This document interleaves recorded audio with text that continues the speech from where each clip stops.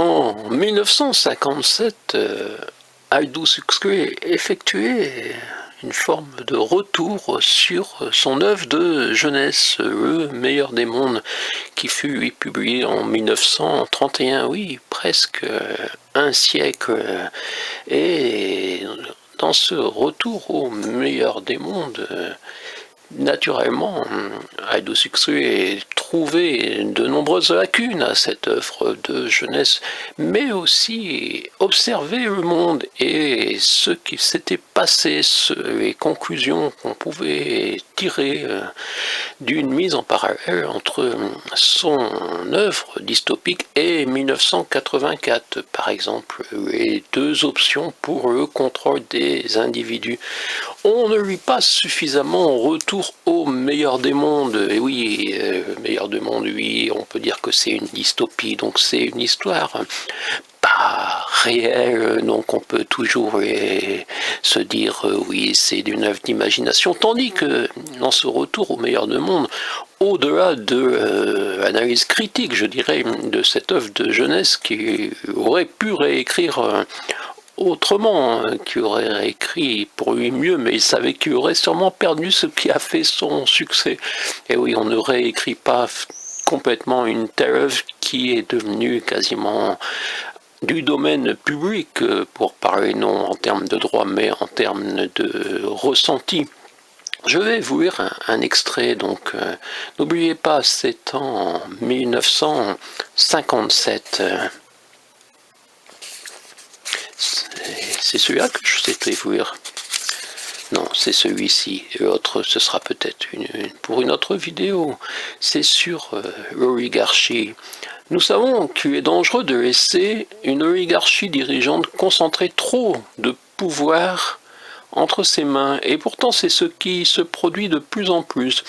Nous savons que pour la plupart de nos semblables, la vie dans une gigantesque ville moderne et anonyme, atomique, au-dessous du niveau humain. Néanmoins, les villes deviennent de plus en plus démesurées et le mode de vie urbano-industriel demeure inchangé.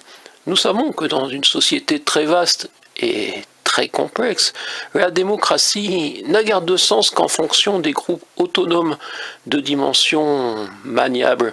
Néanmoins, une partie de plus en plus importante des affaires de la nation est gérée par les bureaucrates des gros gouvernements et des grosses affaires.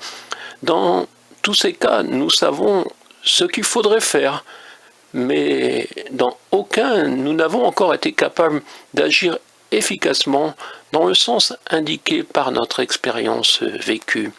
Et il donne un exemple de ce qu'est devenu la jeunesse de 1957, et oui, on peut dire que c'est maintenant presque le troisième, quatrième âge, quatrième, mais aux USA, et l'Amérique est l'image prophétique de ce que sera le reste du monde urbano-industriel dans quelques années d'ici. Des sondages récents de l'opinion publique ont révélé que la majorité des adolescents au-dessous de 20 ans, les votants de demain, ne croient pas aux institutions démocratiques, ne voient pas d'inconvénient à la censure des idées impopulaires, ne jugent pas possible le gouvernement du peuple par le peuple, et s'estimeraient parfaitement satisfaits d'être gouvernés d'en haut par une oligarchie d'experts, assortis, s'ils pouvaient continuer à vivre dans les conditions auxquelles une période de grande prospérité les a habitués. Que tant de jeunes spectateurs bien nourris de la télévision, dans la plus puissante démocratie du monde, soient si totalement indifférents à l'idée de se gouverner eux-mêmes, s'intéressent si peu à la liberté d'esprit et au droit d'opposition, est navrant, mais assez peu surprenant. Voilà, on peut, en lisant ce retour au meilleur des mondes, également mieux comprendre la dérive de notre époque. Ce livre donne des grilles de lecture. Oui, un livre de 1957 peut donner des grilles de lecture pour 2011. c'est effectivement le travail des écrivains indépendants. Oui, normalement un écrivain est forcément indépendant, mais l'oligarchie a su se créer de prétendus écrivains dépendants. Vous le savez, non? Vous ne le savez pas encore? Et c'est pour ça aussi également que mes vidéos sont si peu vues. Le fameux clientélisme lautois, mais pas seulement. C'est le point 120 de mon essai toujours invisible du candidat de lettres contre les piliers de l'avoir.